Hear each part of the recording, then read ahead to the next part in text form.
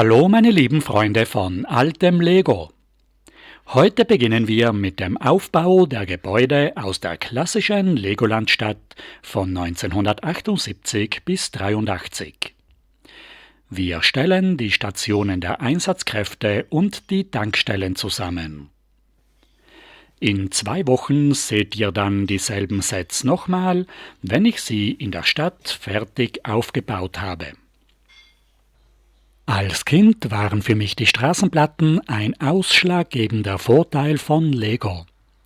Man kann mit den Fahrzeugen darauf fahren und an den Rändern ist genügend Platz für die Häuser. Die Platten sind 32 x 32 Noppen groß und haben die glatte, schön bedruckte Fahrbahn.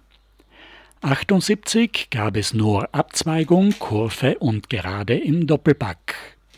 Die Kreuzung kam erst 80 dazu. Die alten Platten hatten einen 9 Noppen breiten Rand. 86 kam ein breiter Gehweg und der Rand war nur 7 Noppen schmal. Diese grüne Platte von 97 hat mit 8 Noppen wieder einen breiteren Rand. 2002 wurden die Straßen wieder breiter und der Rand 8 Noppen schmal. Seit 2019 sind die Straßenplatten leider vollständig aus dem Sortiment verschwunden. Wir beginnen mit der gelben Feuerwache.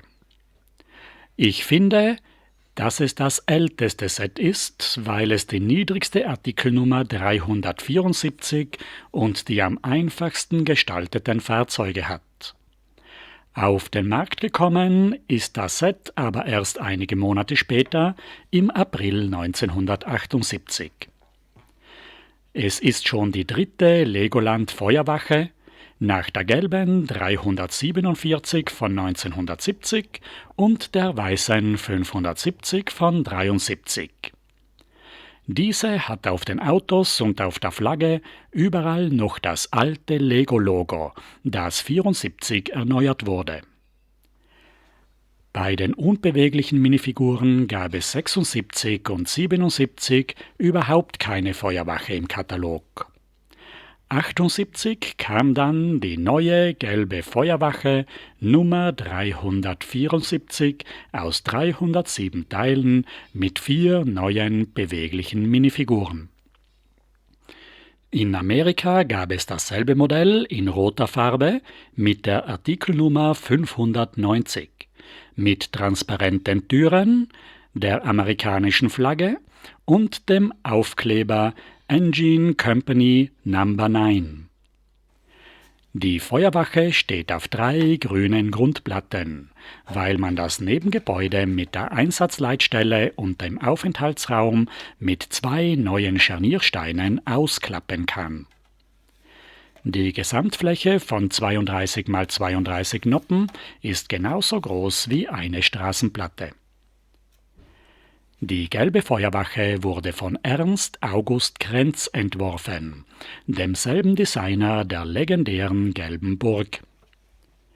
Die Inneneinrichtung ist eine absolute Neuheit bei den Lego-Häusern.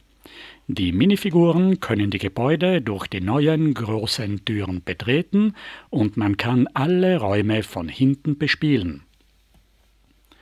Über der Einfahrt fehlen mir die Aufkleber mit den Nummern 1 und 2. Für das Schild gibt es Aufkleber in 7 verschiedenen Sprachen. Das Gebäude ist dreidimensional gebaut mit einer großen Bautiefe von 14 Noppen, weil es 2 hintereinander liegende Räume sind und die Garagen daneben genauso lang sind. Mit den Scharniersteinen können wir das Nebengebäude herausklappen. Wir sehen links den Aufenthaltsraum mit Bank und Tisch und rechts die Einsatzleitstelle mit einem kleinen schwarzen Telefon auf dem Schreibtisch. Am Dach ist noch die alte milchig-weiße Fernsehantenne von 74. Der Schlauchturm hat auf der Hinterseite eine Eingangstür.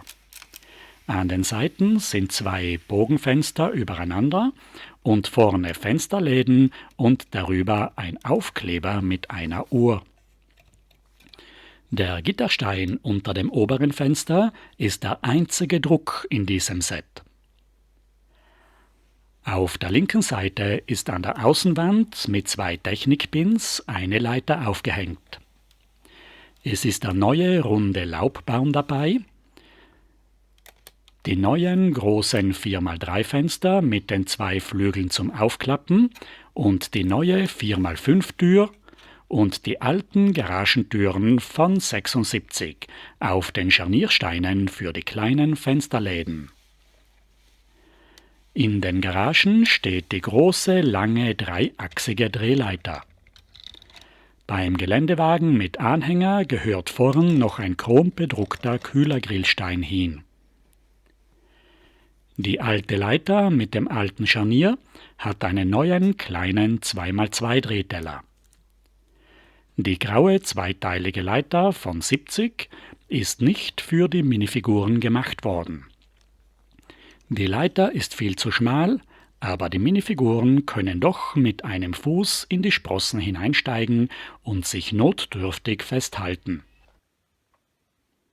Nach dieser ersten Feuerwache von 78 kam nach 3 Jahren 81 mit der zweiten Fahrzeuggeneration die neue Feuerwache 6382 heraus. Sie schaut viel moderner und größer aus, besteht aus 366 Teilen. Der Rüstwagen ist mit allen neuen Fahrzeugelementen ausgestattet. Die alte Drehleiter ist mit den kleinen Reifen und dem chrombedruckten Kühlergrill im Maßstab wesentlich kleiner. Der Karton hat den Legoland-Schriftzug auf der Eckschleife und auf dem Seitenteil. Es ist eine Einschubpackung in der Größe von der Straßengrundplatte.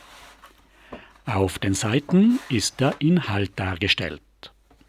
Auf der Rückseite sieht man 6 alternative Bauvorschläge, ein Lifestyle-Bild von einem spielenden Kind und die verschiedenen neuen Spielfunktionen mit Rolltoren, Drehleiter und Schlauchrolle.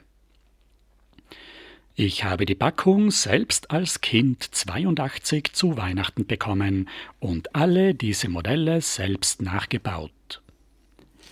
Die Bauanleitung ist ein großformatiges, 8-seitiges Heft mit 4 Fotos von alternativen Modellen und den Bauanleitungen für die Fahrzeuge mit 7 und 11 Bauschritten und das Gebäude mit 18 Bauschritten. Auf der posterartigen Aufmachung hat man alles schön im Überblick. Die besondere neue Grundplatte hat 3 Einfahrten, von denen die linke und rechte mit einem Parkplatz für Fahrzeug 1 und 2 bedruckt ist. Die mittlere Einfahrt ist mit einer schwarzen 1x8 Platte überbaut. Eine besondere Neuigkeit sind die Rolltore mit dem grauen Griff und den 9 transparenten Gliederelementen. Mit den vertikalen 1x2 und den horizontalen 1x14 Führungssteinen. Den Raumschiff-Windschutzscheiben als Dachfenster, den Steuerdüsen als Sirene und den 2 Funkantennen am Dach.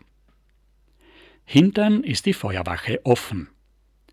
Im oberen Stockwerk gibt es einen Aufenthaltsraum mit Bett und Drehsessel. Im Erdgeschoss ist die Einsatzleitstelle mit Drehsessel und einem Computerterminal. Die Fenster sind alle mit transparenten Scheiben. Jetzt holen wir wieder die Fahrzeuge aus den Garagen. Das Kleinlöschfahrzeug ist ein Personenwagen mit der Nummer 1 auf der Motorhaube zum Aufklappen. Auf der Ladefläche ist eine Schlauchrolle mit Gepäcksträger und 2 Werkzeughaltern. Der große Löschlastwagen Nummer 2 hat links einen Maschinenraum mit vielen Armaturen, eine Aufstiegsleiter und auf der rechten Seite eine Schlauchrolle und einen Geräteraum. Am Dach ist eine Drehleiter mit einem großen Drehteller aufgebaut. Man kann die neue Leiter einmal ausziehen und der Feuerwehrmann kann mit der Spritzpistole und der Schnur als Schlauch auf die Leiter steigen. In der neuen Leiter haben beide Füße Platz und der Feuerwehrmann kann sich an der Seite festhalten. Dieses Leitermodell ist mit weiteren Elementen beliebig verlängerbar.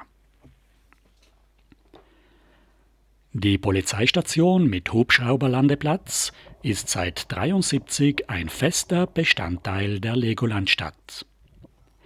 1978 war immer noch die alte Polizeistation von 1976 im Sortiment.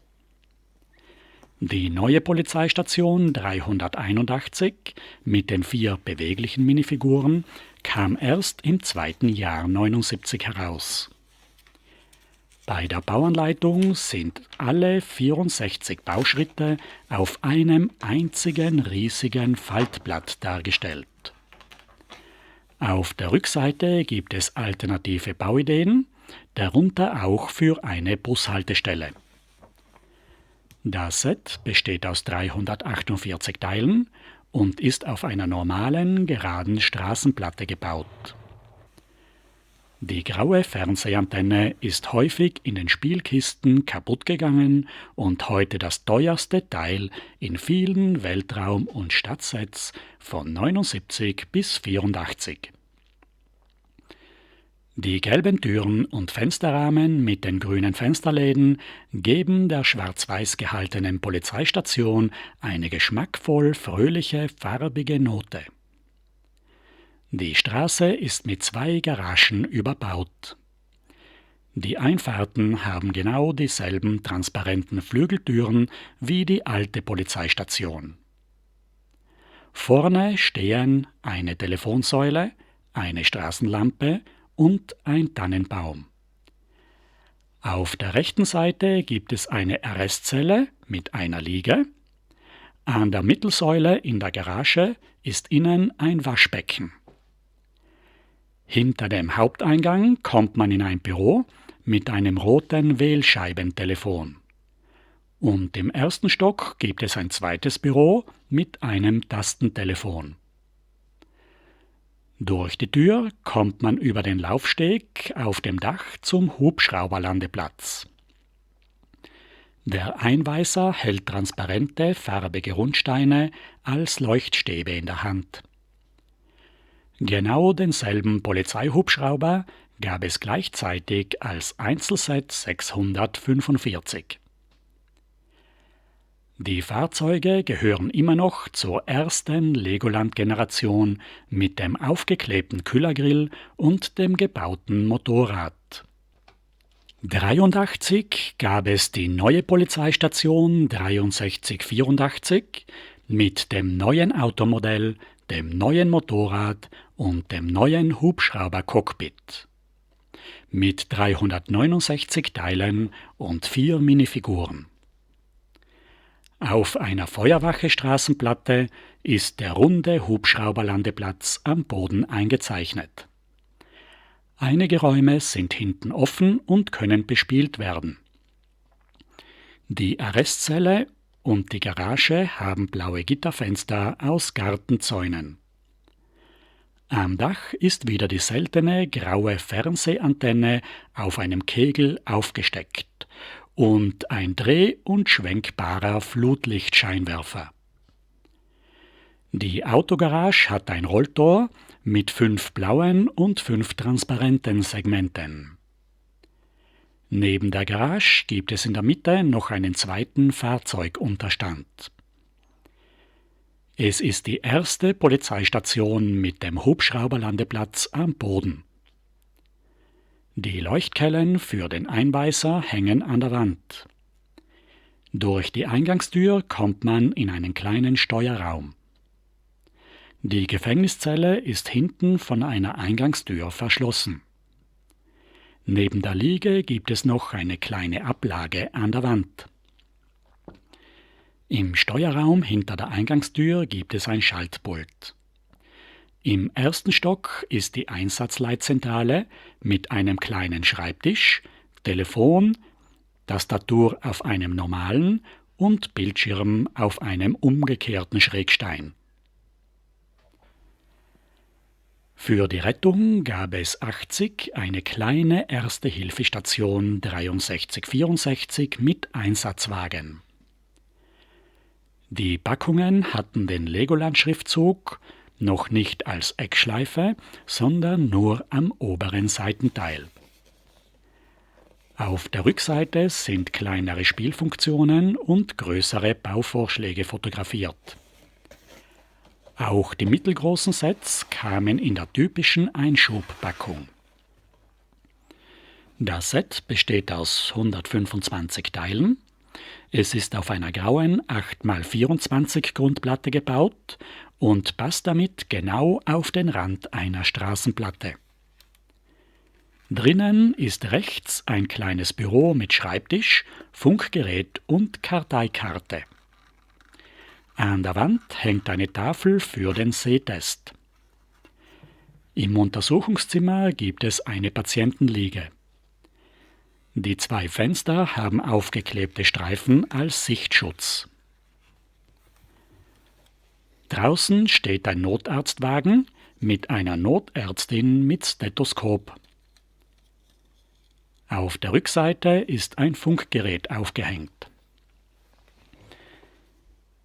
Nach den Einsatzkräften kommen wir jetzt zur Tankstelle. Die Shell-Tankstelle 377 war 78 das erste Set auf einer Straßenplatte. Das B-Modell war der Hintergrund auf der Titelseite vom 78er Katalog. Es war noch ein altes 70er Jahre Automodell dabei. Die Bauanleitung ist wie immer ein einzelnes Faltblatt. Auf dem 9 Noppen breiten Rand der Straßenplatte kann man nur schmale Gebäude bauen. Die Tankstelle war das erste, das hinten zum Bespielen vollkommen offen ist. Im Verkaufsraum gibt es eine Registrierkasse an der Ladentheke. Die schwarze Fliese am Boden ist eine Autobatterie, es fehlt hier der Aufkleber. Auch dieses Set hatte ich selbst als Kind geschenkt bekommen. Mir gefallen daran besonders die fröhlichen Farben im Shell-Linienmuster. Die Schläuche an den Zapfsäulen sind 8 cm lange Schnüre mit 2 mm Durchmesser. Sie sind in einem Frontladerhalter festgeknotet und in einem Scharnierstein eingehängt. Die Shell-Tankstelle gab es in den USA nicht zu kaufen. Dort kam 1980 die Exxon-Tankstelle 6375 aus 248 Teilen und 3 Minifiguren und 2 Autos heraus. Ich habe mir die Bauanleitung aus dem Internet ausgedruckt und die Einzelteile zusammengesucht. Mit den Replacement-Stickers können wir das Set schnell und einfach nachbauen. Das teuerste Teil ist hier die 8x32 Grundplattenerweiterung der Straßenplatte. Diese 6x24 Platte gehört nicht zu diesem Set. Dann gibt es noch den großen blauen 6x5 Puppenhaus-Fensterrahmen, der sonst nur bei 2 Weltraumsets vorkommt. Die Grundplatte legt man hinten an die Straßenplatte. Der Platz wird für den Wagenheber gebraucht. Das Gebäude selbst ist sogar kleiner als bei der Shell-Tankstelle. Hinter dem Reparaturplatz kommt eine umlaufende Mauer. Das Verkaufslokal hat vorne eine Fenster- und Türenfront und ist nur 5 Noppen tief. Als Inneneinrichtung gibt es 2 Öldosen, einen Drehsessel und einen Schreibtisch mit einer 1x2 Fliese mit einem Karteikartenaufkleber. Auf die Außenmauer kommen 2 Halter für Schaufel und Besen. Jetzt bauen wir links und rechts die 2 Seitenwände, jeweils 5 Steine hoch und 5 Noppen breit. Die Vorderseite besteht aus dem großen Schaufenster und der Eingangstür. Zusammengehalten werden sie von einer Reihe langer Platten. Das Dach ist eine rote 8x14 Platte. Darauf kommt eine Stütze für die Tankstellenüberdachung und ein roter 1x6 Stein mit der Werbeaufschrift vom Replacement Sticker Bogen. Für die Überdachung brauchen wir vorne noch eine zweite Stütze.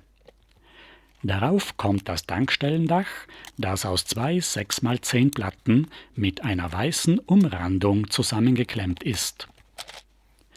Oben kommt das große Werbeschild hin mit dem Exxon-Aufkleber. Es sollte auf zwei roten Rundsteinen stehen.